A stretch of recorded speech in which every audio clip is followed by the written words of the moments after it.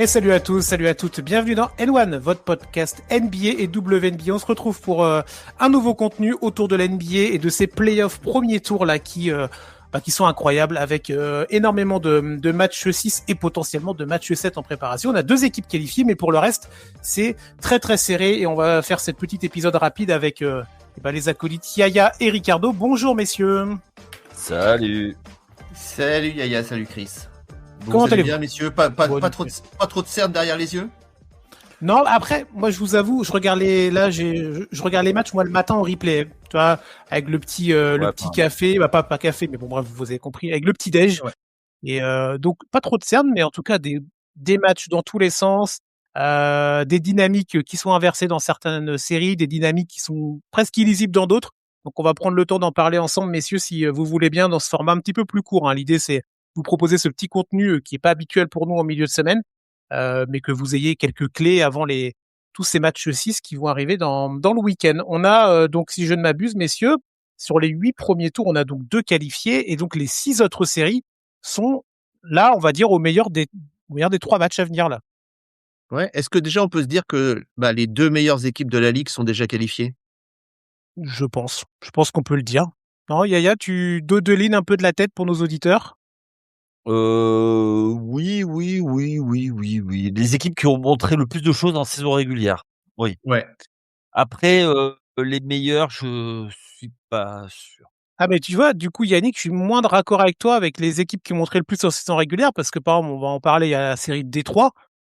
Détroit a montré d'énormes choses en saison régulière et ils sont pas qualifiés pour le moment. Oui, mais tu sais très bien qu'ils ont JB Bickerstaff.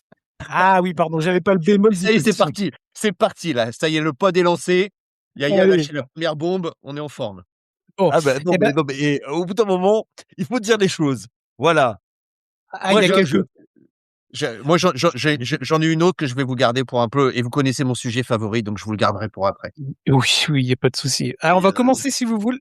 On va commencer, tiens, avec l'ordre chronologique. Parce que là, dans la nuit de jeudi à vendredi, donc là, nous, on tourne, on est jeudi sur le créneau de 13h. Vous aurez le podcast jeudi après-midi, début de soirée pour vous, en tout cas. Donc, les matchs qui ont lieu dans la nuit de jeudi à vendredi, donc la nuit à venir, vous avez 3 matchs à 1h du matin, New York-Atlanta, à 2h du matin, Boston-Philadelphie, et à 3h30, Denver-Minnesota. Donc, toutes ces séries, comme les 3 autres que vous aurez la nuit d'après, sont à 3-2. On va commencer par ces matchs-là, si vous voulez, ces séries-là. Et on prendra après une deuxième partie sur les matchs qui auront lieu dans la nuit de vendredi à samedi. On va commencer avec l'ordre chronologique. Et le match qui aura lieu à 1h du matin, c'est New York-Atlanta. La dynamique un petit peu de ces 2 équipes-là. New York qui commence un petit peu à nous avoir fait peur sur le début de série, mais là qui a repris le mood 3-2. Yannick, est-ce que on peut se dire que là, l'impression donnée par New York sur le dernier match peut envisager une fin de série là et ne pas s'embrouiller avec un match 7? Sur les 2 derniers matchs. 2 derniers matchs. Oui, j'étais sur le côté très récent, mais tu as raison. Mike Brown a fait un ajustement en faisant plus tourner le jeu autour de Kat, qui est plus distributeur, et aller martyriser à l'intérieur, ce qui a libéré de la place. Et puis Jalen Brunson a fait son match, donc oui. Alors attention, parce qu'il y a une petite alerte pour Josh Hart qui a des douleurs en bas du dos, donc ça peut être un peu embêtant. Il va peut-être être limité s'il joue les questionable. Bon, c'est à voir. Je pense que en termes de puissance, New York est un peu plus puissant dessous, et ils ont ce qu'il faut pour pouvoir arrêter après sur les lignes arrières. La seule chose, c'est d'éviter que Atlanta prenne feu, notamment CJ McCollum. Et après, moi, Quinn Snyder, je pense que il montre une fois de plus ses limites. Ricardo, toi, un petit peu cette lecture sur ce match-là, tu vois quand même New York s'éviter un match 7 potentiellement piège quand on voit qu'Atlanta, en début de série, ils n'ont pas eu peur d'aller au Garden, ou alors ça va continuer dans cette dynamique serrée un petit peu ping-pong là? Je trouve que Yaya a bien résumé la série. C'est que New York a quand même réussi à contenir CJ McCollum, notamment sur les 2 derniers matchs, et qu'ils ont trouvé comment défendre un peu plus dur sur lui. Ils ont quand même compris que c'était vraiment la menace des Hawks, et il fallait le limiter. La réorganisation, comme Yaya l'a dit, en mettant beaucoup plus la balle dans les mains de Kat, finalement, a porté ses fruits. Jalen Brunson a un peu moins la responsabilité du jeu. Il est même un peu plus efficace, je trouve, quand il porte un peu moins la balle et qu'il est moins le distributeur, l'organisateur, le scoreur, le passeur, Plus bref, finisseur. Il est et le plus finisseur. finisseur Ouais, que créateur. exactement. Et je trouve que c'est un bon rééquilibre.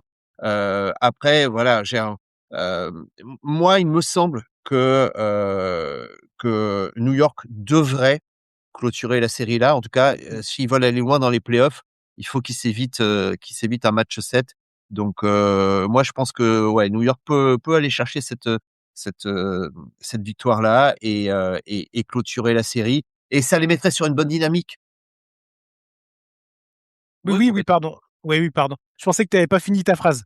C'est pour ça qu'on a laissé un petit blanc, Les mettrait sur une bonne dynamique pour le tour d'après. Parce que ça les mettrait sur 3 victoires. Voilà, donc voilà, ça serait une bonne façon de passer au second tour. Donc je pense, oui, que New York va le faire. ouais, et de toute façon, après, même dans le duel à distance, dans la partie de tableau de New York, on va parler du match d'après entre Mmh. Boston et Philadelphie, mais ça peut aussi aller en 7, mais ça peut aussi se terminer au prochain match. Donc, plus vite tu as fini, quand tu es New York, si on prend le parti de New York, hein, évidemment, mieux c'est. Le repos, Mmh. c'est toujours important. On sait que le prochain tour va être aussi physique. Ça va faire du bien au corps. Josh Hart, au moment où on tourne, vous ne dites pas de Il est bêtises, il est questionable? questionable, Questionable, ouais. c'est ça. Ouais, Donc, on sait que c'est un élément important dans la rotation et dans même l'âme et l'esprit des Knicks. On en parle C'est régulièrement avec Yaya Glou-Guy. depuis C'est quelques saisons Glou-Guy. maintenant. Est-ce que vous ouais. voyez quand même, donc, vous voyez pas Atlanta euh, déjà aller arracher donc le match, il va falloir hein, arracher le match à la maison et surtout potentiellement aller créer l'upset au niveau du Garden. Il y a des séries où on pourra peut-être se poser la question en termes d'underdog. Là, ça paraît compliqué. Comment vous voyez ça un petit peu? C'est vraiment full Knicks ou alors il y a un monde où on retrouve des Knicks un peu pathétiques sur certains aspects du jeu et un CJ McCollum game ou un Jalen Johnson ou des mecs comme ça. Bah, moi, je Alors, pense que oui, effectivement, et tu pas à l'abri, à un moment que les Hawks, ils prennent feu chez eux et que McCollum, effectivement, sorte un match à 35, 40 points. Il est capable, on sait que il peut faire. Heu, mais heu, bon, alors, vous savez, les pronostics, c'est toujours très, très compliqué. On dit une chose et le lendemain, Bien finalement, on sûr. a été complètement déjugé, donc c'est difficile. Mais si on regarde un peu la dynamique de la série, on peut penser que New York peut aller le prendre quand même à Atlanta. En tout cas, moi, c'est plutôt ce que je vois. Ok. Ok. alors le problème de New York, c'est que ça a été les montagnes russes toute la saison, même s'ils ont fait une saison à plus de 50 victoires et ce qui n'était pas arrivé pour un nouveau coach depuis Pat Riley. Hem, il y a un côté manque de maîtrise, mais sur certains matchs et quand ils sont en manque de maîtrise, tu sais pas ce que tu peux avoir. Donc j'ai quand même l'impression que là, ils remettent un peu l'église au centre du village depuis quelques matchs. Ils ont arrêté de les prendre de haut Mm. et mais faut pas oublier que les victoires des Hawks, c'était un peu capillotracté. Il y a un hold-up et un où New York peut gagner en hold-up aussi. Mmh. Donc Les deux victoires d'Atlanta sont serrées comparées à New Oui, York où il y a eu des tôles. ouais, voilà. En fait, si tu veux, ils perdent le match, le match, le game 2, c'est New York qui donne le match, hein. Ils sont devant tout le temps. mmh, mmh Ils mh. doivent clore le débat beaucoup plus tôt. Et tu vois, on serait pas là à discuter. Sur le match 3, c'est un non-match et ils arrivent à revenir dans le match pour, ils se loupent complètement sur la dernière possession. Ok. Bon, alors, on va enchaîner sur notre série. Juste, évidemment, votre prono, même si tu l'as dit, Ricardo, c'est toujours compliqué d'un match à l'autre. Voilà, mais l'idée, c'est juste de se mouiller un petit peu. Bien sûr. Et puis Alors, on aime que nos auditeurs puissent nous charrier un peu sur la qualité de nos pronostics et et même, c'est ce qui fait tout le sel de nos discussions et même entre nous, hein. même entre nous, j'ai envie de dire. Alors, New York-Atlanta, messieurs. Euh, Donc, on voit tous les trois New York passer déjà. Ça, je pense qu'on est d'accord là-dessus. Mais est-ce qu'on le voit en 4-2 ou on le voit en 4-3? Ne se prononce pas, je suis trop superstitieux. Ah, bah, je vais te garder pour la fin, Ricardo. Ouais, moi je dirais que New York va le prendre ce soir et New York passe en 4-2. Ouais, 4-2, ok. Bah moi je vais te dire la même chose aussi. Et donc bah surtout le peuple attend l'analyse fine et l'expertise de Yaya. Alors, comme je viens de te dire, je suis superstitieux et Ouais, depuis mais que je je sais. dis, quelque chose, Ouais. je ne peux pas parler. Là, je refuse d'en parler. Ah Donc bon, t'as mis ton joker. C'est ton joker, c'est ton joker. oui, Allez. oui. Ok, bon, ok. Même si, Oh mais et je pour comprends, compenser mon joker, LeBron est un bon joueur. Allez, Voilà, c'est ça. c'est juste Allez, pour toi. on parlera de cette série-là à la fin pour bien clôturer le podcast. On va enchaîner avec donc la même partie de tableau que le New York Atlanta, c'est Boston-Philadelphie. Dans la nuit de jeudi à vendredi, 2 heures du matin, le match 6 qui aura lieu à Philadelphie. Euh, je sais pas comment vous avez eu la lecture du dernier match. Moi, honnêtement, en allumant la télé, en mettant le replay, je voyais quand même Boston aller prendre ce match et Philadelphie aller mourir tranquillement au TD Garden. En fait, pas du tout. Pas du tout. Boston nous a fait un match assez cracra, quatrième quart-temps abominable, et on a surtout eu des Sixers qui ont été bien vaillants, qui ont rien lâché, autour d'un Joel Embiid qui termine à 33 points, 4 rebonds et 8 passes. Tyrese Maxey à 25 points, Paul George à 16 points, donc Quentin Grimes 18 points en facteur X de ce match-là. Ricardo, un petit peu ce Boston-Philadelphie. Est-ce que Philadelphie peut quand même continuer à rêver, ou alors voilà, Boston a fait un très mauvais quatrième quart-temps, ce qui explique cette défaite-là. Comment tu lis un peu ça, toi? Bah, déjà, moi, honnêtement, je comprends pas ce que Boston va aller faire à Philadelphie ce soir. C'est-à-dire que pour moi, le match, il devait être plié, au TD Garden. C'est incompréhensible, ce match, la lecture est hyper compliquée.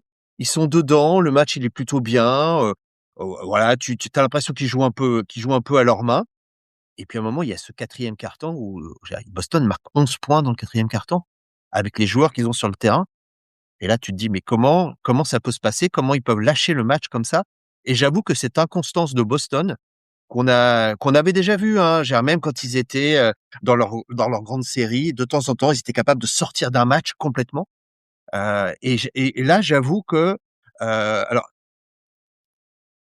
le coaching staff, les joueurs, je ne comprends pas comment on peut rester sur un carton comme ça et comment on peut déjouer à ce point-là. Les sélections de shoot sont mauvaises, il y a personne au rebond offensif, les mecs se battent pas sur le terrain. Genre, il y a une balle, voilà, il y a 2 joueurs de Philadelphie qui se jettent, il y a aucun joueur de Boston qui est sur la balle. Mais qu'est-ce que c'est que ce match-là? Donc, heu, je j'ai du mal à comprendre, et pour moi, cette série-là, elle ne dépend que de Boston. C'est-à-dire Mmh. que si Boston joue bien, tel qu'ils sont capables de faire, je vois mal Philadelphie être capable de leur opposer vraiment, une résistance pour les emmener jusqu'à un match 7. Mais je n'arrive pas à lire, le jeu de Boston, je n'arrive pas à lire cette franchise et je n'arrive pas à comprendre jusqu'où ils peuvent aller ou éventuellement là où ils peuvent s'arrêter.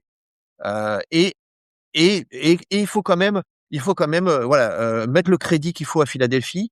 Les mecs, ils ont rien lâché, ils sont allés chercher le match. Joel Embiid, quand tu vois le match, le mec, il joue sur une jambe. Tu vois qu'il est physiquement, il est limité et en étant limité, il met 35 points, c'est ça? 35, Ouais, 36? 33. 33. Il est bon, il fait ce qu'il faut, derrière, autour, ça joue bien. Paul George a essayé de monter un peu son niveau de jeu. Maxey fait du Maxey. Donc il faut saluer le fait que cette franchise ne lâche rien et même Mmh. sur un match où, voilà, on pensait qu'ils ne le prendraient pas, bah, ils sont allés se le chercher, ils se sont ouverts le droit de revenir à Philadelphie. On sait que c'est compliqué de gagner à Philadelphie. Par contre, on sait aussi que sur les dernières séries de playoffs, quasiment Boston, ils sont meilleurs à l'extérieur qu'ils Exactement. sont chez eux. Donc vraiment difficile à lire cette série et je suis assez déçu quand même du niveau de jeu de Boston dans ce premier tour. Tiens, Yannick, toi, ta lecture un petit peu de tout ça? Moi, j'ai pas tout à fait la même lecture. Alors, moi, je trouve qu'il y a quelque chose qui m'a beaucoup embêté avec ce match 5. C'est comment ils se sont fait découper à l'intérieur dès que Joel Embiid est allé à l'intérieur. On voit quelqu'un essayer de trouver des solutions, pour essayer de l'arrêter ou empêche de donner la balle, en post-up. À partir du moment où Joel Embiid a joué intérieur, personne peut l'arrêter. Alors on sait que c'est pas Nikola Vucevic qui va faire, quoi que ce soit en défense, mais Keita, n'a rien fait, quoi. Et surtout ou envoie de la viande, quoi. Et du coup, Boston, ça a paniqué. La seule réponse qu'ils ont réussi à donner, c'est continuer à shooter à 3 points. Moi, je me fais en fait, je vois pas, en fait, l'équilibre de l'équipe. C'est-à-dire qu'ils ont pas, de défenseurs face à un intérieur dominant. Donc ça va passer, ils ont 2 balles de match, ça va passer, mais je suis, pas je serais supporter de Boston, je serais pas serein. En face, ils ont déroulé leur jeu. Il y aurait eu Embiid depuis le début de la série, Mmh. je suis pas sûr que, c'était ça. Parce que Embiid et Ricardo, l'a dit, sur une jambe, il leur fait la chanson.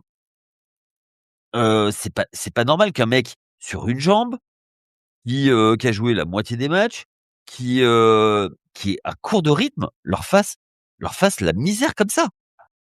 Donc on va dire que je m'acharne sur certains joueurs, mais ils sont où les pseudo-leaders?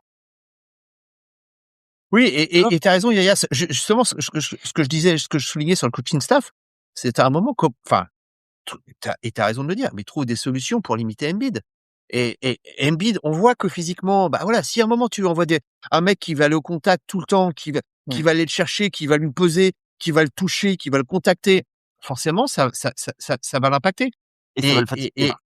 ouais, et je vais vous dire un truc qui va peut-être vous surprendre, mais effectivement, le problème de Philadelphie, c'est qu'ils ont jamais été capables d'être à 100% physiquement en play-off sur les quelques dernières années. Mais si tous les joueurs de Philadelphie sont à 100% en play-off, c'est la meilleure équipe de l'Est, hein.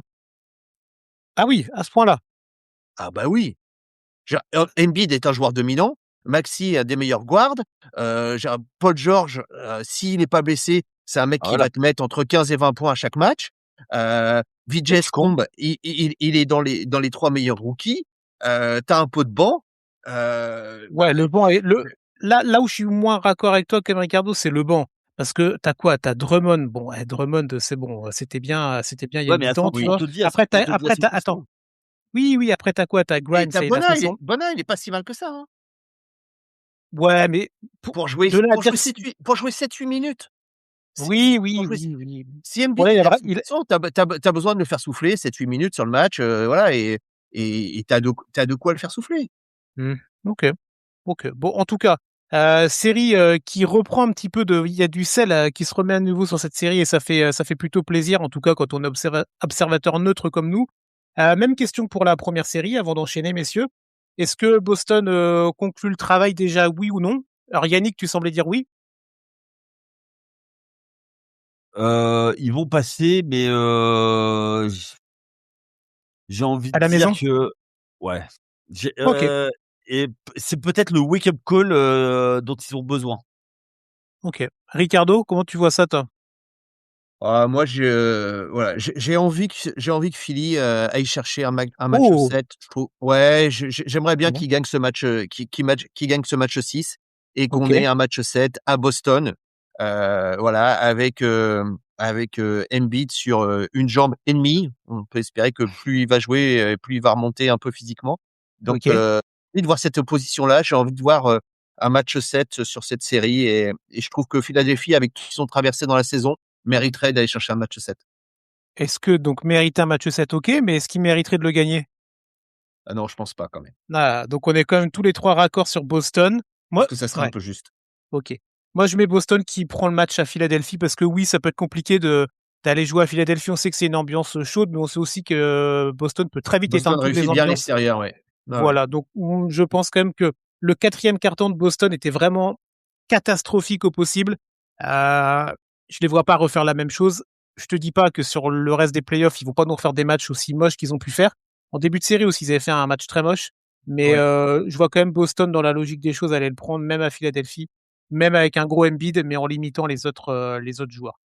Dernier match de la nuit de jeudi à vendredi, c'est à 3h30 du matin, Denver-Minnesota. La bataille de l'Ouest qu'on attendait depuis le début, on y est.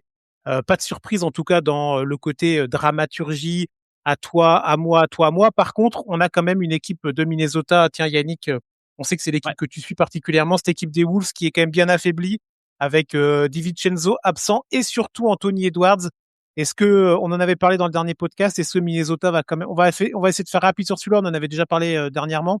Ouais. Est-ce que Minnesota peut quand même continuer et espérer passer ce tour-là et du coup aller affronter les Spurs?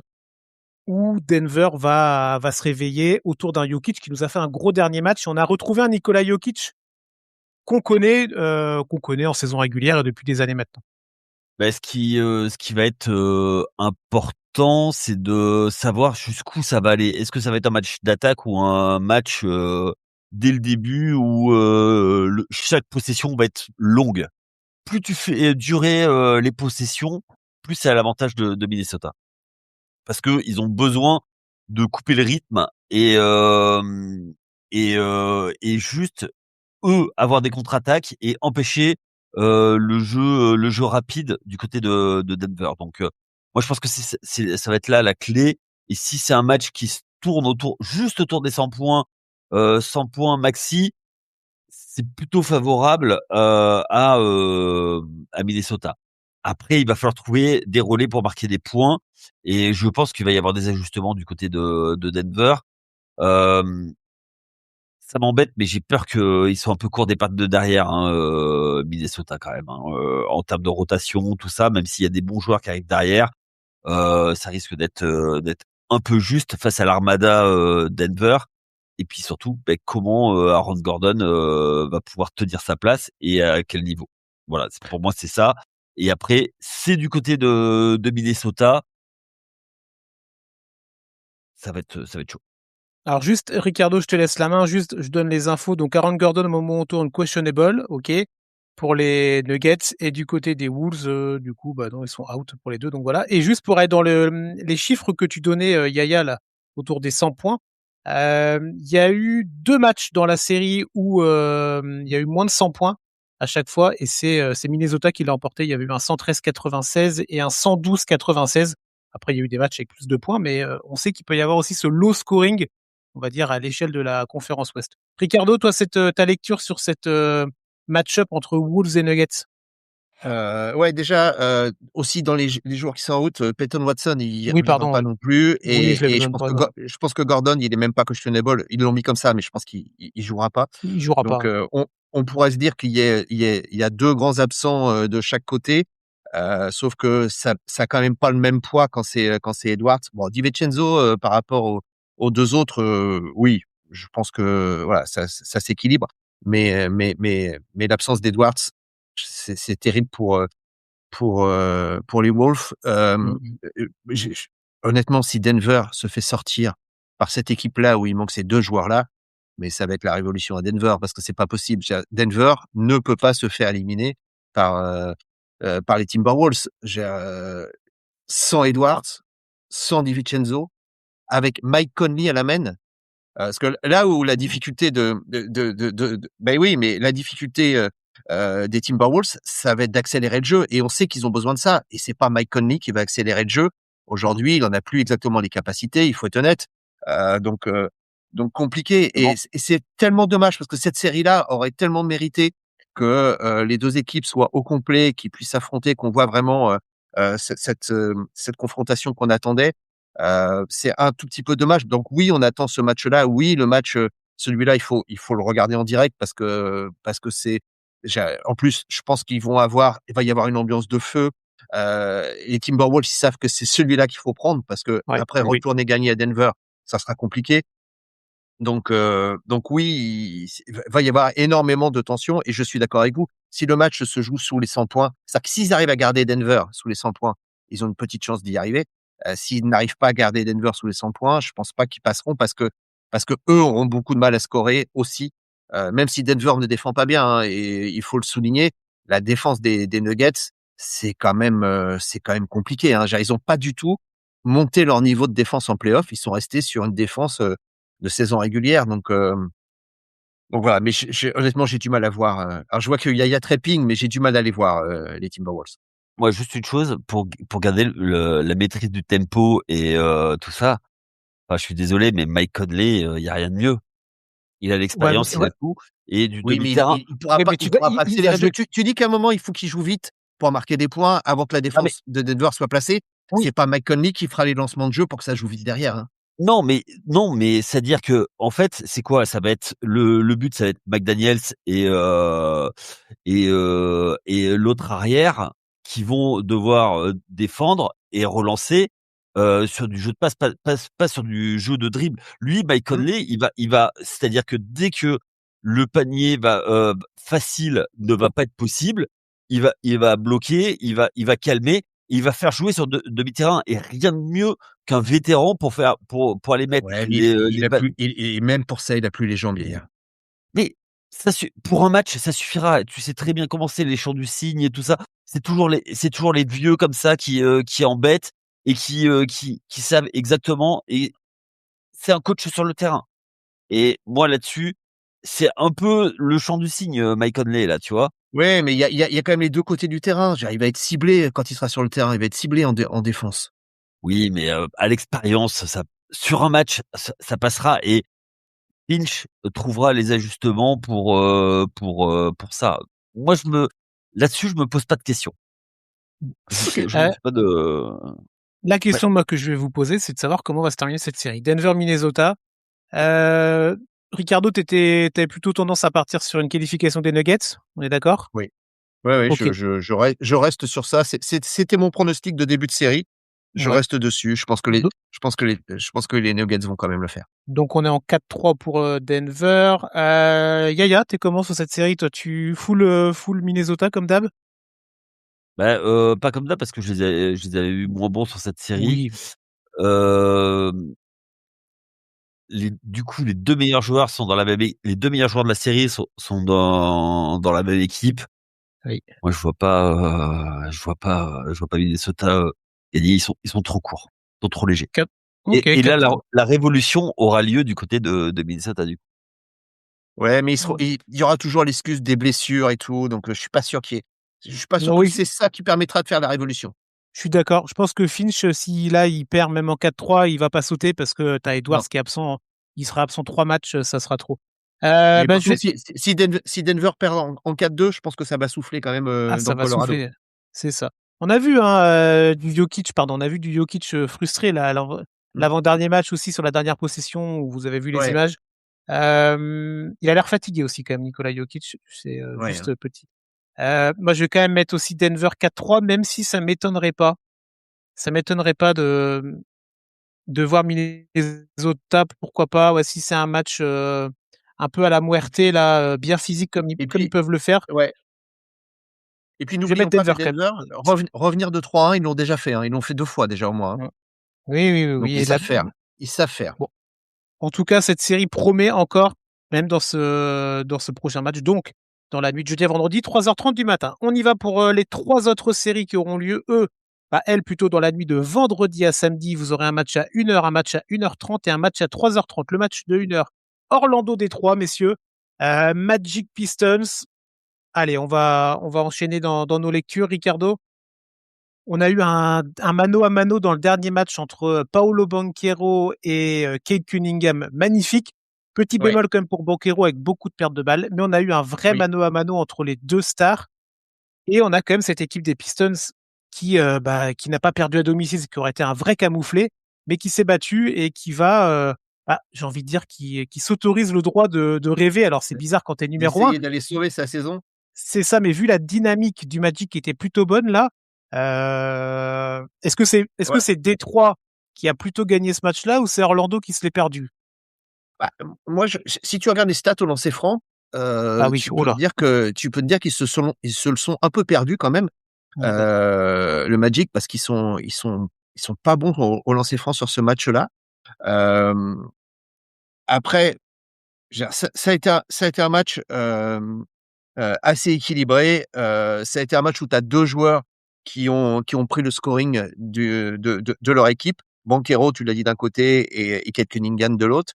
Heu, Cunningham, il met le shoot qu'il faut pour, Il est quand ils sont à +3, je crois. Il fait il est à clutch, +3 il ou est à clutch. +2, il fait un step back et il met un panier à 3 points qui leur permet de repasser à +5 et c'est ça qui assoit un peu le match. Je trouve qu'il monte en régime Cunningham au fur et à mesure des matchs. Je pense qu'il récupère aussi un peu physiquement de son pneumothorax, et il monte en il monte. Il y a eu, pour moi, le fait, enfin, pour moi, il y a deux faits sur ce match-là. C'est quand tu regardes les rebonds, où pour la première fois, Détroit, ils ont détruit le Magic au rebond, et c'était pas le cas sur la série avant. Donc je me dis qu'il y a certainement eu des ajustements quand même de fait par le coach pour qu'à un moment il explique à ces gars à un moment il fallait quand même qu'ils soient meilleurs que ça au rebond et avoir plus de deuxième chance, et qui verrouille un peu leur rebond défensif. Donc il y a eu un vrai travail qui a été fait par Détroit au rebond sur ce match-là. Et moi, pour moi, le match il se joue au rebond et au lancer franc. Donc ça veut dire que finalement, les équipes sont vraiment à touche-touche. Et cette série-là, honnêtement, elle est dure à pronostiquer. Mais bon, Détroit s'est donné la possibilité d'y croire encore. Et je trouve que le sursaut de l'équipe est à saluer quand même, parce que ils étaient dos au mur, et on sait qu'ils ont eu énormément de mal à gagner des matchs chez eux depuis pas mal de temps. Et celui-là, ils l'ont gagné, et ils l'ont gagné sur des valeurs de Détroit qui sont de la défense, qui sont du rebond, qui sont de la percussion. Donc ils se sont un peu quand même retrouvés sur ce match-là. Donc c'est bien. C'est bien pour eux au moins de s'être donné encore la possibilité d'y croire. Alors, à souligner sur le dernier match, donc, et la victoire des Pistons, l'absence de Frank Wagner, important Oui, dans le jeu du Magic, et donc, oui. absence qui a pesé, c'est sûr. Après, à quel point, ça, on ne le saura jamais, mais en tout cas, ça a pesé Ça pèse quand même. dans la Ça pèse quand balance. même. Ouais, ouais. Exactement. Bah, Yaya, toi, un petit peu, cette série-là? il faut pas, en fait, du côté du Magic, il faut pas que ce soit un one man show, en fait. À partir du moment où c'est un one man show, c'est mort. Ils vont sur un terrain qui est pas le leur. Eux, justement, ils ont besoin de solidarité et de compenser tout l'effectif, en fait. Que ce soit vraiment un collectif, pas juste un banquero qui est puis regardez jouer, marquer des points. Alors oui, il avait Mmh. la main chaude, tu le sers, je suis d'accord, mais au bout d'un moment, tu vois, faut que les autres prennent le relais. Tu vois, c'est pas suffisant. Juste Bane qui a 18 points et derrière il y a rien, quoi. Il y a rien, il y a rien, il y a rien. Et 18 les points 19 avec une adresse, discutable, hein. 6 sur Oui, 15, 4 sur 10 à 3 points. Il a mis des shoots importants, mais il y a eu une partie dans le match où Desmond Bane, il ratait tout. ouais. Donc, c'est 18 points, mais sur une adresse quand même, moyenne. Après, par contre, toi, je te laisse continuer, Yannick, tu as raison, il y a pas grand-chose derrière. Si Anthony Black, quand même, en sortie de banc, Ouais, qui va planter mais 19 points, mais bon, c'est un peu juste. voilà. Donc tu vois, pareil, Orlando, ils ont besoin de baisser le scoring, je pense. Le plan où on laisse Cade Cunningham continuer à artiller, on le laisse artiller et les autres on bloque. Faut que aucun autre joueur ne dépasse les 18 points, en fait. Et là, ça peut être très intéressant du côté d'Orlando, que seul Cunningham marque et que les autres soient limités aux alentours de 18 points maximum. Donc voilà. Et après, tu as raison, la bataille du rebond, Wendell Carter s'est fait bouffer. Euh, bon, on va voir. Mais après, est-ce que c'était pas le match de décompression du côté d'Orlando, en se disant nous on va gagner la série chez nous. C'est peut-être aussi Ok. inconsciemment, hein, je parle, hein, pas forcément consciemment. Oui, bien sûr. Ok. Alors, à noter quand même du côté de Détroit, la bonne série. Alors, c'est moi qui vous le dis. Vous savez que je peux avoir des Tobias griefs sur lui. Harris. De Tobias Tobias Harris. Harris. Mais Mais bien oui, sûr. 23. Non, mais je souligne aussi qu'en 23,8 rebonds à 9 sur 18, donc 50% au tir, 1 sur 3 points, 4 sur 7 au lancer franc. Donc, Tobias Harris, il fait sa série. Mais alors, je vais saluer, tiens, Ouais, mais Attends, je salue juste les camarades de Rivers qui font leur CQFR tous les matins. Et Shai Mahmoud disait quelque chose je trouvais très pertinent. Euh, Tobias Harris, en fait, 23 points, 20, 18, 23 points, c'est ce qu'il fait tout le temps, Tobias Harris. Il n'y a pas de problème. Mais Ouais. si, en fait, ça revient à ce que tu disais aussi, Yannick. Si Tobias Harris, ça devient la deuxième option offensive de ton équipe, c'est pas bon, en fait. Tu vois, quand non, Kate mais Cunningham Premium, surtout que mais en fait, c'est toujours pareil, c'est Duren. ouais, En fait, c'est l'impact de Duren. Et même s'il ouais, il a fait un match un peu moins mauvais, on va dire, avec un gros contre en fin de match, ouais. pour lui. Mais globalement, Duren, il faut voilà, moi, depuis le début, hein, il faut Ouais, qu'il step up, et pour l'instant, il step up pas. mais c'est clairement une option du Magic de dire, on est OK pour prendre des shoots de Tobias Harris. Et quand tu vois, c'est leur défense, elle autorise les shoots de Tobias Harris en disant, voilà, on préfère que ce Pas soit nous. lui ou ou Thompson. Alors là, si c'est Thompson qui shoot, là, les mecs, ils sont ravis Ah parce bah que oui. le mec, il met pas un pavé dans l'océan, donc ils sont contents. Mais c'est clairement leur option de jeu, c'est qu'ils laissent ces deux joueurs ouverts. Alors Tobias, il fait sa série. Après, Oui. il est pas non plus, il a quand même du volume de shoot et il est pas non plus sur une adresse folle. Hein, et pareil, il en laisse un peu au lancer franc. Donc c'est clairement une option qu'ils ont pris en défense, le Magic, et qui pour l'instant, alors sur le match là, on peut pas dire que cette option-là ne paye pas. Hein.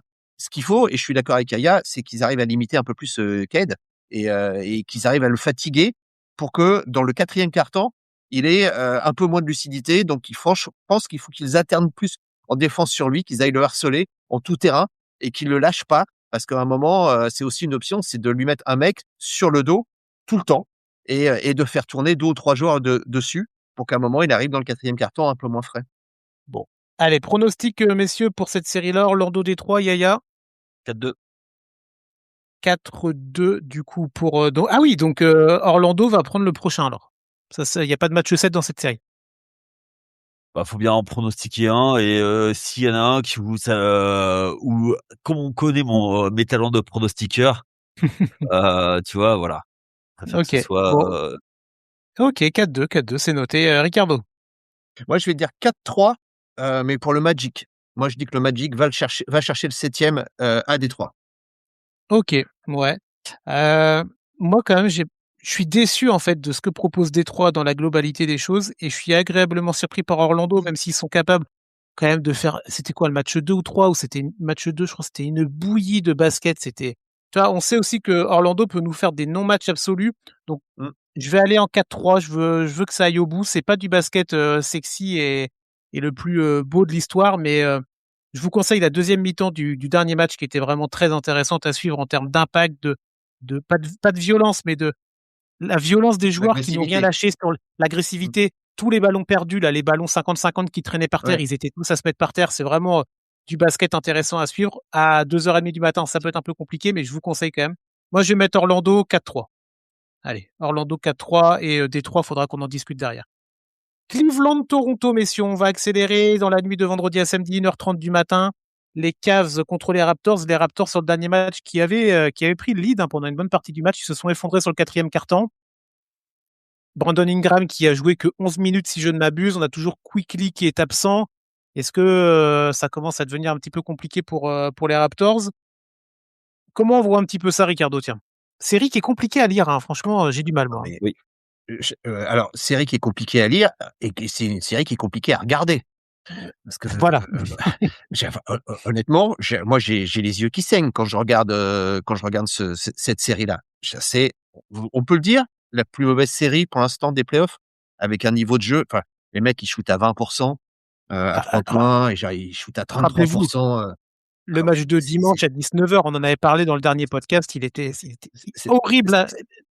ah Non, ouais, ouais. C'est terrible. On peut être quand même déçu du niveau de jeu mmh, des Cavaliers. Enfin voilà, j'ai à Cleveland, Donovan Mitchell, il est complètement à côté de sa série. Il est hyper maladroit, il fait des mauvais choix, il perd des balles dans le money time. Enfin bon, cette série est vraiment pas hyper agréable. Et donc moi, alors je vais faire simple puisque tu dis qu'il faut faire court. oui, oui. J'espère que Cleveland va le prendre ce soir, qu'on soit pas obligé de s'infliger un match 7 de cette horrible bouillie de basket. Et en étant sérieux, Ingram, il est blessé au talon. C'est une blessure qu'il avait dans la saison, qui s'est réveillée. Et donc apparemment, c'est vraiment compliqué. Il joue sous infiltration, donc Mmh. pas sûr qu'il soit sur le terrain. Et là, ça commence à devenir un peu limite pour Toronto, même si on sait Toronto, la ville, la salle, les écrans à l'extérieur, l'engouement et que c'est une équipe qui voilà qui à domicile montre beaucoup d'énergie et a déjà fait des dingueries à domicile, mais je pense que quand même que Cleveland va aller le chercher et que ça va s'arrêter là. En tout cas, j'espère. Mmh mh. Toi, Yannick, un petit peu, sur cette série-là où on va faire rapide parce que comme tu l'as dit Ricardo, c'est pas la série, qui nous hype le plus et qui doit hyper le plus la communauté basket sur ce premier tour. Sauf Bah, nos sauf nos supporters, nos Bien auditeurs, sûr, auditrices supporters de Détroit ou pas de Détroit, de Cleveland ou des Toronto Raptors. et Ouais, qu'on oh bah respecte évidemment, mais bien oh bah, sûr. il y a mais les c'est fans, moche, quoi. il y a les fans d'Ardennes, hein, quand même. Il y a toujours Ouais. il amène toujours sa communauté. Moi, je pense que Cleveland est au-dessus en termes de talent. Il y a plus de tout Mmh. du côté de Cleveland. Et le pire, c'est que c'est si en plus dans la série dont on a parlé avant, c'est Orlando qui passe, ça leur offre un boulevard jusqu'à la finale de conf. Et enfin, voilà quoi. Moi, les Tu pas lacunes. un mot tu pas un mot sur Donovan Mitchell? Mais on le sait, ça fait des années que j'en Oui, parle. je sais, Ça fait Yaya. des années que j'en parle.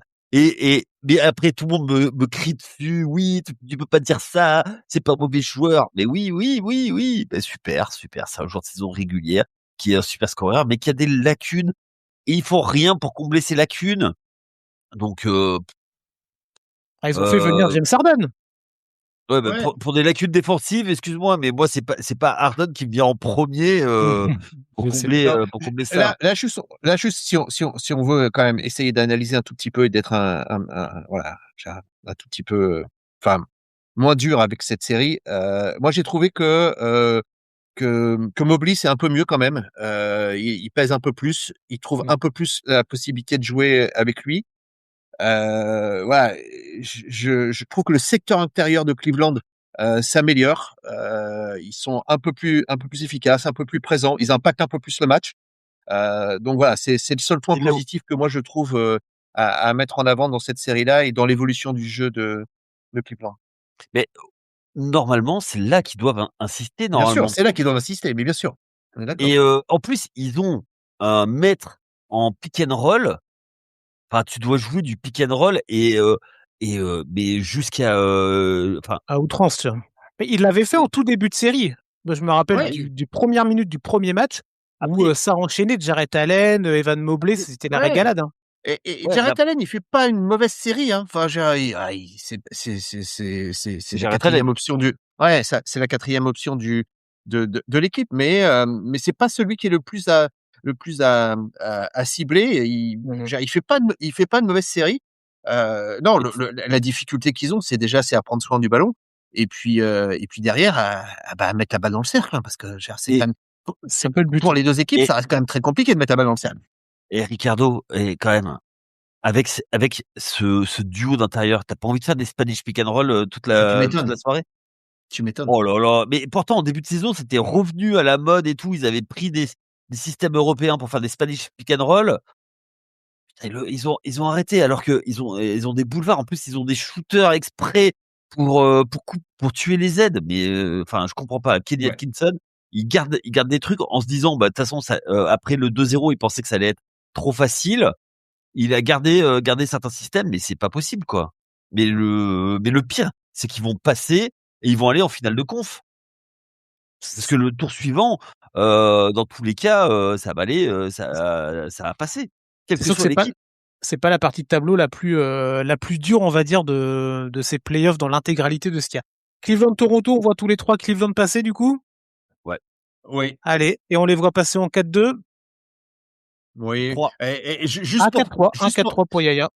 ouais, juste pour faire plaisir à Yaya, moi je les vois passer 4-2 avec 40 points de Donovan Mitchell, qui tue le Mais game. après, attends, après, je crois qu'il est meilleur marqueur de son équipe Oui, dans oui, oui, il mais est meilleur non, mais dans la attends, série, ça oui, reste oui. des stats, ça reste des stats. Après, sur Eh, l'impact, sur l'impact, il y a les chiffres et ce qu'on voit, je suis d'accord. Mais c'est ouais, juste quand même pour remettre aussi un Voilà. petit peu les éléments. Dernière série, Et tu vas finir oui, fan de LeBron, toi, Ricardo, hein, ouais. fais attention, hein. Non, non, il y a pas de danger. dernière série, Lakers-Houston dans la nuit de vendredi à samedi, 3h30 du matin. Les Lakers menaient 3-0 dans cette série. Les fans Angelinos, dont je fais partie, étaient en train de pavaner et de critiquer, de se moquer de l'analyse et des brackets de certains de nos partenaires de podcast. Est-ce que la dynamique est pas en train de s'inverser un petit peu avec 2 victoires consécutives pour les Rockets? La dernière au Staples Center, Crypto.com Arena, vous l'appelez comme vous voulez. Yaya, un petit peu sur cette série-là. Moi, pour avoir vu le match, là, je vous avoue, ce matin, c'était une bouillie horrible de la part des Lakers. C'est peut-être le pire match que les Lakers ont pu proposer sur ce début de playoff. Il y a eu le retour d'Austin Reeves, mais on va pas lui taper sur les doigts parce qu'il revenait. Mais globalement, cette équipe des Lakers, ça a été assez décevante. Et Houston, qui n'a pas été très bon, a juste été un peu moins mauvais. Comment tu vois un petit peu cette série-là? Est-ce que la dynamique s'inverse avec cette série de 2 victoires maintenant pour les Rockets? Elle s'inverse uniquement si, il y a victoire à la crypto.com. Ça va être le prochain match qui va être la bascule. Parce que Non, prochain match à Houston, tu veux dire? oui, à Houston, pardon. Oui, parce que, en fait, c'est là que la dynamique, va switcher ou pas. Parce qu'en fait, les Lakers ferment tout et après, c'est réglé, ce qui m'étonnerait guère. Mais, sinon, on connaît la puissance médiatique autour des Lakers. C'est-à-dire que il y a une tempête dans un verre d'eau, c'est monnaie courante. C'est une équipe qui est tellement scrutée, tellement regardée. Ils sont capables de tout. Il peut leur arriver tout et n'importe quoi. Donc moi, c'est plus dans cette façon que je vois les choses. Après, le meilleur joueur de la série pour l'instant, il est côté Lakers, hein, donc je pense que il va sortir son gros match et puis pour aller et puis voilà quoi. Mais il C'est faut quand pas même qu'il en fasse trop. non mais vous n'aimez tellement pas LeBron que vous ne le citez même plus en fait. Le mot est devenu tabou dans ce podcast-là. Tu peux le tutoyer, j'ai pas parlé encore. Mais non, oui, non, mais on sait très bien, Ricardo, que la punchline que tu nous as promis pour le début du podcast, elle arrive maintenant. Donc, Absolument, voilà, donc on absolument. t'écoute. Allez. Bah non, mais moi je pense que LeBron, il va battre un nouveau record. Ah non. Ah Perdre oui, alors que tu ça va être 3-0. ça va être le premier joueur à se faire éliminer en ayant mené 3-0 une série et ça sera un nouveau record pour LeBron et ça sera un record de plus. Bon, pour être sérieux, heu, pour moi, je vais Chris, écoute bien ce que je vais dire. Je Non, je vais ne être t'écoute plus à je partir de vais la dernière phrase, mais je vais être supporter des Lakers parce que moi, ouh, je veux que ça s'arrête là pour Houston. Je veux ils prennent des décisions, que KD nous dise qu'il veut encore être transféré et qu'il s'en aille loin de Houston et c'est la meilleure chose qui pourrait arriver à la franchise et ils se disent qu'en même temps, ils vont changer de coach et qu'ils vont repartir sur des bonnes bases. Bon, bon. Donc voilà, c'est la seule raison pour laquelle je peux être supporter des Lakers. Hem et une fois que j'ai dit ça, heu, j il me semble que, la défense de Houston s'est quand même un peu adaptée et parce que là, si on regarde un peu, au total des 2, sur le dernier match, Marcus Smart et Luke Kennard, ils mettent 12 points eux 2, hein. En compliqué. sachant qu'ils en mettaient entre 45 et 50 sur les matchs précédents.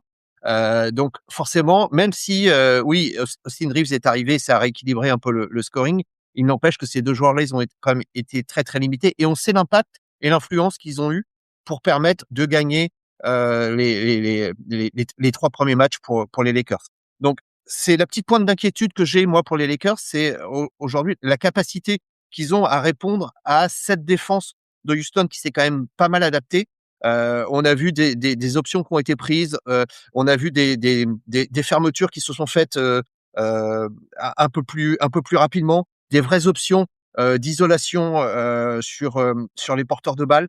Donc voilà, donc il y a des choses qui se sont passées dans ce match-là qui font dire que peut-être Houston a enfin trouvé la clé de comment jouer les Lakers et qu'ils se sont dit: «Bon, bah, LeBron, de toute façon, il mettra 25 points, il mettra 30 points, OK, mais essayons de limiter tout ce qui se passe autour» et je pense que c'est la seule bonne façon de faire pour, battre les Lakers dans cette série. Donc Ime Udoka a fait des ajustements, Ricardo, c'est ça? Ouais, il y a eu quelques ajustements des fois. À un moment, il est quand même coach NBA, à un moment, si moi les Il a un ajustements staff. défense, je les vois, j'espère que lui alors moi qui suis, voilà, coach en région, j'espère que lui, au moins il les voit et qu'il a quand même un staff et notamment, voilà, quelques assistants coach qui puissent lui dire: «Eh gars, c'est pas possible que, ces 2 joueurs-là nous mettent 50 points à chaque match et qu'on pourra pas gagner si on les laisse comme ça». À noter quand même, messieurs, la bonne série dans la globalité, le dernier match de DeAndre Ayton. Vous savez aussi Oui. qu'on en avait parlé dans le dernier podcast et moi je reste toujours prudent, mais il faut souligner aussi. Et il a bien dominé à l'intérieur. Il nous a, même si parfois tu as l'impression qu'il a du savon sur les mains. Là, quand je regardais le match ce matin, tu as des actions où il te rate des paniers. Il veut mettre juste le ballon au-dessus, donc dans le panier, tu vois, mais il est vraiment juste à côté. Et je sais pas ce qu'il a du beurre, des trucs sur les mains, mais Mais putain, mais c'est pas compliqué. T'es grand, t'es physique, t'es tanké. C'est pas compliqué d'aller mettre le ballon. Et voilà, t'as 2-3 actions quand même où t'as l'impression que t'as les fils qui se touchent et tu te dis mais merde en fait, c'est pas compliqué. Mais après dans la globalité, fait quand même une bonne série, un bon Ouais, match. il est quand même à 18 points, à quasiment Ah oui, 65% de réussite. non, non, mais Genre, il prend 17 rebonds, il met 2 contres. Moi, je le trouve impliqué, ce qui est pas toujours le cas chez lui, hein. On sait tout qu'il à peut fait. sortir de match. Et là, je le trouve impliqué de la première à la dernière minute où il est sur le terrain. Et je pense même que les Lakers devraient jouer un peu plus sur lui, parce qu'il y a personne pour l'arrêter dans la raquette, à Houston. Donc, Ouais, après voilà.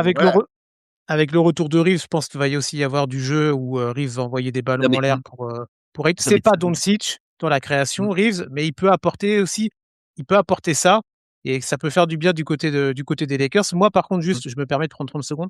Euh, mmh, Ça fait 1 ou 2 matchs où tu sens quand même que le minutage de LeBron va falloir commencer à bien réfléchir aussi du côté de JJ Redick parce que même si hier il met encore 25 points, je crois, ou quelque chose comme ça, ouais, 25. ouais, euh, tu 25. sens quand même que, et bon après il a 41 ans le gars, hein, mais tu commences à sentir que parfois c'est un petit peu plus compliqué et que eh ben là j'ai Eh dans oui, le fi dans le et avec une équipe de Houston qui commence aussi à lui rentrer un peu plus dedans et on avait aussi beaucoup parlé de cette équipe de Houston comme étant une équipe physique ouais. et ça revient à ce que tu disais, Ricardo, sur le côté. Tu as l'impression qu'ils ont retrouvé un petit peu cette âme-là de structure défensive et surtout de combat athlétique.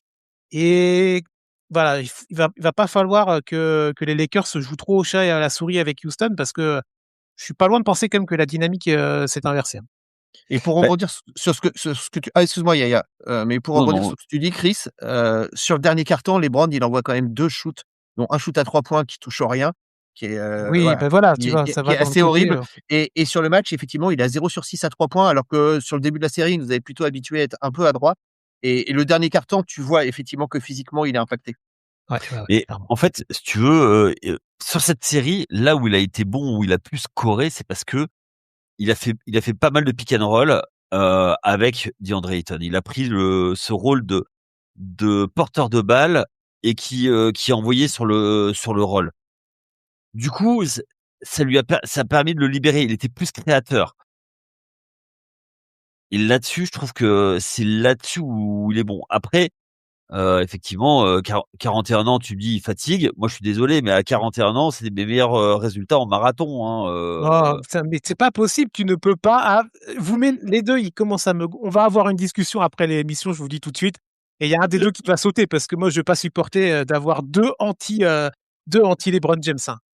Pas possible. Non, alors tu sais quoi? Moi, je Celle-là, suis pas anti LeBron James, je Non, dis simplement oh, que allez, arrête. c'est le 2e plus grand Ouais, joueur, ouais. de NBA, c'est déjà bien. Si on a le temps, il faudra qu'on fasse les déclarations qu'il a fait il y a 2 jours là. Alors, il y a à boire et à manger dans ce qu'il dit. Il y a quand même des choses intéressantes, Ouais. mais bon, Et bref. Mais de toute façon, vous serez de mauvaise foi les deux. contre, non, non, par contre, juste le dernier truc, c'est que Vas-y. ils l'ont pas mal énervé sur le terrain et sur les Oui, déclarations d'après-match. Et attention. c'est jamais bon d'énerver LeBron.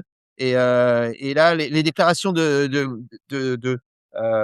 joueurs de Déjà Houston, Barry c'est Smith, je crois. ouais, il y a Jabari Smith, mais il y a pas que lui. Il Non, s'est je aussi cherche. fighté Şengün, avec Şengün. Sengun. Ouais, avec Sengun. J Honnêtement, c'est pas la meilleure chose à faire que d'aller chercher ce genre de joueur-là. Allez, pronostic, messieurs, pour conclure le podcast. Lakers-Houston, Yannick. Lakers finissent avec un triple-double de LeBron James. Tu vois que je dis des choses et Ouais, un c'est gros ça. Allez, triple-double. c'est ça. Ok, Et non, mais mais il finit quand? Il finit là, 4-2 là? ah bah, bien sûr, il finit à 4-2 là, c'est Ah bah fini. non. Ok, 4-2, 4-2. Ok, c'est noté. Et Ricardo?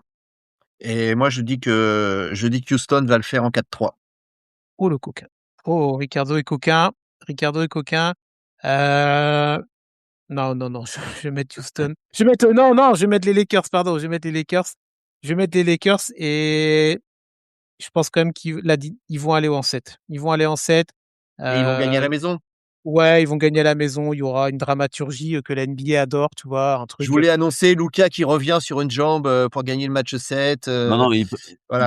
il peut pas. Il sera là, Non, Il pourra il pas. pourra pas, mais. dans la série d'après et encore, c'est même pas sûr. Non, c'est même pas sûr. Sur la série Non, d'après, non, c'est même pas oui, sûr. oui, ça paraît compliqué en tout cas. Ok, Ouais. alors du coup, je regarde rapidement. Donc, on a du 4-3 Orlando-Détroit, on a un 4-3 Cleveland-Toronto, on a du 4-3 Boston-Philly, on a du 4-3 Denver-Minnesota tous les trois, on a du 4-3 Lakers-Houston.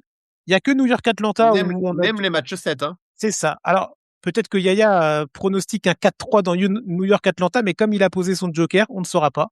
On ne saura pas. Et si 4-3 pour quelle équipe? Mais en tout cas, il nous dira peut-être en off ou pas, mais il est trop superstitieux pour ça. Merci messieurs en tout cas pour l'émission, pour ce format qui était un petit peu plus long finalement, mais c'est pas grave, on a pris le temps de discuter de toute cette série-là.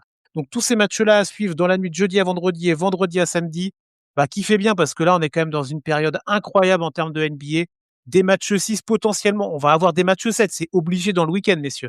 Oui, Obligé. on va en avoir. On l'espère. Statistiquement, quand même, sur 6 séries, il va bien avoir 1 ou 2 matchs 7.